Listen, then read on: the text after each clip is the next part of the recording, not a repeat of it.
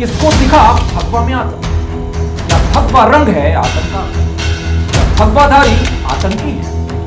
भगवा कलर पहनने वाले आतंकवादी कहते हैं, उनको कोई शुबा नहीं होगा कि आसिफ रजा जी का आप स्टेटमेंट निकलवा लीजिए, इनको फंडिंग मिल रही है इस तरह से बयान देने के लिए। बार बार जो है मुस्लिम समाज को ठेस पहुंचाने की कोशिश करते हैं और सिर्फ नफरत फैलाने का काम करते हैं। नमस्कार, आप देख रहे हैं विराट 24 न्यूज में हूं आपके साथ शुभम यादव। मेरा आपसे एक सवाल है कि क्या आप दिल्ली दूर नहीं? मैं ऐसा इसलिए कह रहा हूं क्योंकि रीवा में भी अब सांप्रदायिक तनाव की आग के गोले दागने का सिलसिला शुरू हो चुका है। क्या सदियों से भगवा का आचरण करने वाले संत, महामुनि, ज्ञानी आतंकी थे? क्या वो सनातनी जो भगवा रंग को माथे पर सजाते हैं वो आतंकी है? कहते हैं 2.5 हाथी ककड़ी और 9 हाथ का बीज। कुछ ऐसा ही हाल हुआ है पठान फिल्म का विरोध कर रहे थिएटरों को आग लगाने वाले और फिल्म का समर्थन करने वालों के साथ। जी हां, हाल ही में इंदौर में पठान मूवी का विरोध करते करते कुछ हिंदू संगठनों ने पैगंबर मोहम्मद की शान में गुस्ताखी कर जो बयान दिए उसके खिलाफ देश भर में मुस्लिम कम्युनिटी के लोग सड़कों पर उतर आए। मुस्लिमों में इस बात को लेकर खासा गुस्सा भी है और ये लाजमी भी है, लेकिन ये विवाद तिनके की आग से सारा खलिहान न जला दे, इस बात का भी डर लगातार बना हुआ है। आपको बता दें कि रीवा जिले में नूरी वेलफेयर सोसाइटी के सदस्यों ने रीवा एसपी से पैगंबर मोहम्मद की शान में गुस्ताखी करने वालों की गिरफ्तारी की मांग करते हुए मीडिया को ऐसा बयान दे डाला है जो आग में घी डालता नजर आ रहा है। सबसे पहले आपको सुनाते हैं ये विवादित बयान। बहुत सारे हिंदुस्तान के जो है भगवा कलर पहनने वाले आतंकवादी कहते हैं, उनको कोई शुबा नहीं होगा। वो हर बार ये कोशिश करते हैं और वो कोशिशें हमारे सरकार दो आलम सल्लल्लाहु अलैहि वसल्लम पर उंगलियां उठा करके बार बार जो है मुस्लिम समाज को ठेस पहुंचाने की कोशिश करते हैं और एक माहौल बिगाड़ने की कोशिश करते हैं। तो ये महाशय कौन है, क्या है, ये बताने से पहले इन्होंने ये बता दिया है कि भगवा विरोधी हैं। जनाब उन हिंदुओं की गिरफ्तारी की मांग के लिए बाकायदा सैकड़ों लोगों के साथ एसपी ऑफिस पहुंचे थे, लेकिन मीडिया को बयान देते वक्त क्या इन्होंने एक और अपराध को आकार दे दिया, ये बड़ा सवाल है। लेकिन मामले की जानकारी जैसे ही हिंदू संगठनों को, खासकर बजरंग सेना के पदाधिकारियों को हुई है, ये मामला तूल पकड़ने लगा है। आइए अब आपको सुनाते हैं बजरंग सेना ने इस पूरे मामले पर क्या कुछ प्रतिक्रिया दी है। हाल ही में नूरी वेलफेयर सोसाइटी की एक मांग जो है रीवा में पुलिस अधीक्षक को दी गई है और उसमें ये कहा गया है कि पैगंबर की शान में जो है गुस्ताखी के खिलाफ जो जिन्होंने दिया है हिंदू संगठन के कुछ लोग हैं उन पर आरोप लगाते हुए ये मांग की गई कि उनकी गिरफ्तारी की मांग की जाए। और उसी मांग के दौरान उन्होंने मीडिया से बातचीत करते हुए हिंदुओं के ऊपर आरोप लगाया और भगवा पहनने वालों को आतंकवादी बता दिया है। इस पर आप क्या कहना चाहेंगे? देखिए, अभी मैं आपका न्यूज़ देख रहा था, आपके न्यूज़ चैनल के माध्यम से, और कुछ न्यूज़ चैनलों ने चलाया हुआ था कि वो सुबह खुल के बोल रहे हैं कि भगवा पहनने वाला हर व्यक्ति आतंकवादी है। देखिए, सबसे बड़ी चीज़ ये है कि आप अगर इनका पास्ट उठा करके देखिए, मुझे किसी धर्म से कोई एतराज़ नहीं है। जो व्यक्ति वंदे मातरम कहेगा, देश के लिए है, हिंदुस्तान की जय बोलेगा, उससे मुझे कोई आपत्ति नहीं है। वो किसी भी धर्म जाति विशेष का हो, हमको कोई दिक्कत नहीं है।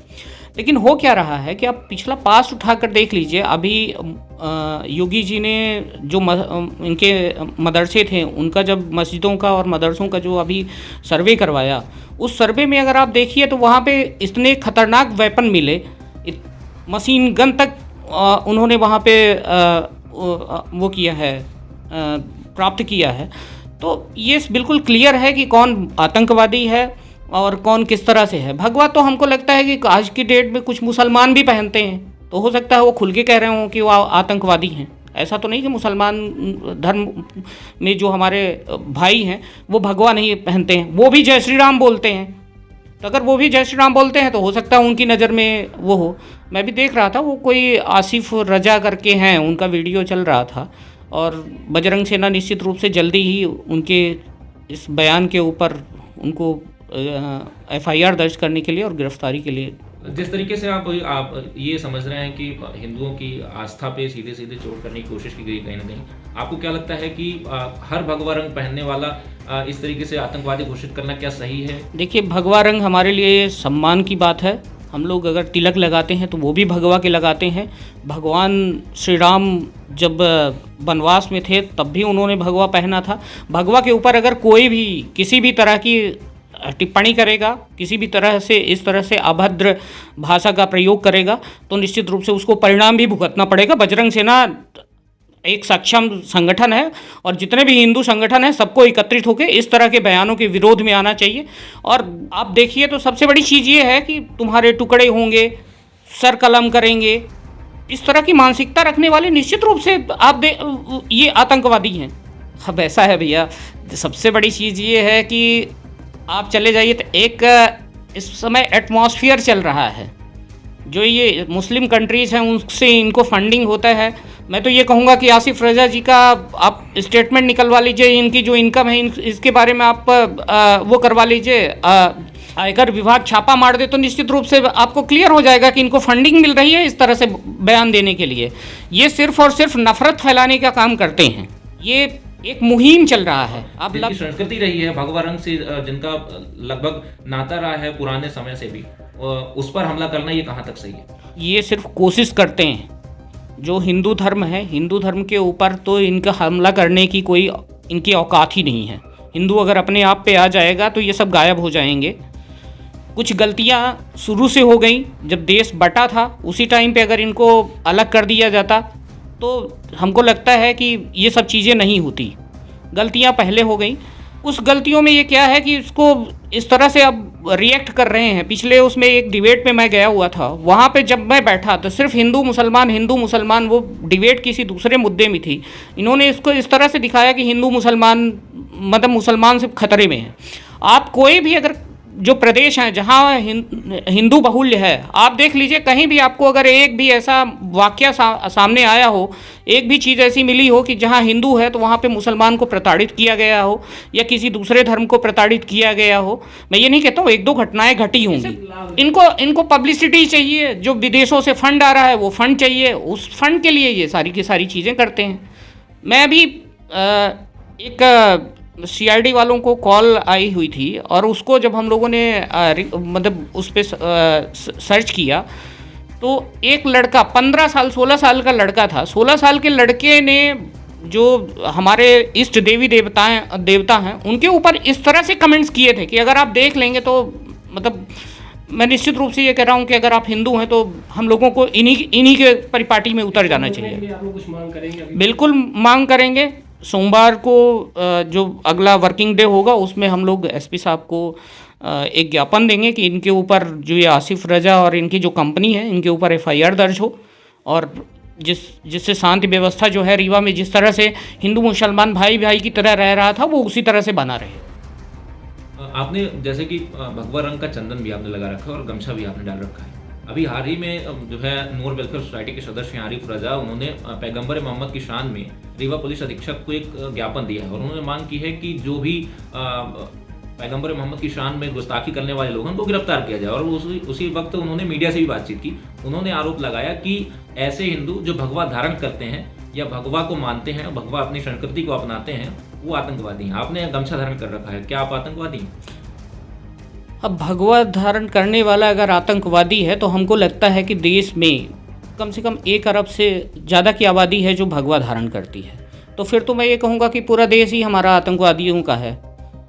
ये भगवा पहन करके स्वामी विवेकानंद जी जैसे व्यक्ति जिनको मैंने 1 सेकंड का बोलने का समय नहीं दिया गया था और उसके बाद जब उन्होंने भगवा पर बोलना शुरू किया तो वो डिबेट इतनी लंबी चली। आपको पता है लोगों ने, आप देख लीजिए कि किसी भी देश को वो कर लीजिए तो किनको बैन कर रखा है। बुर्का में हो एक लड़की पहन के आएगी, ये पूरा वो बना लेंगे। तो इनका ये परिपाटी चल रही है। ये सिर्फ पब्लिसिटी के लिए ये सब चीज़ें करते हैं और नफ़रत फैलाने के लिए इनको पैसा मिलता है विदेशों से। ये सिर्फ उस पे काम करते हैं। भगवा पहनने वाला आप कहीं भी अब देख लीजिए कि किसी भी प्रदेश में जहां हिंदुओं की संख्या ज़्यादा है वहां किसी भी मुस्लिम को प्रताड़ित किया गया है, नहीं किया गया। भगवा पहनने वाला भगवान को मानता है, अहिंसा को मानता है, सत्य को मानता है। निश्चित रूप से कोई भी इस तरह की कोई बात ही नहीं।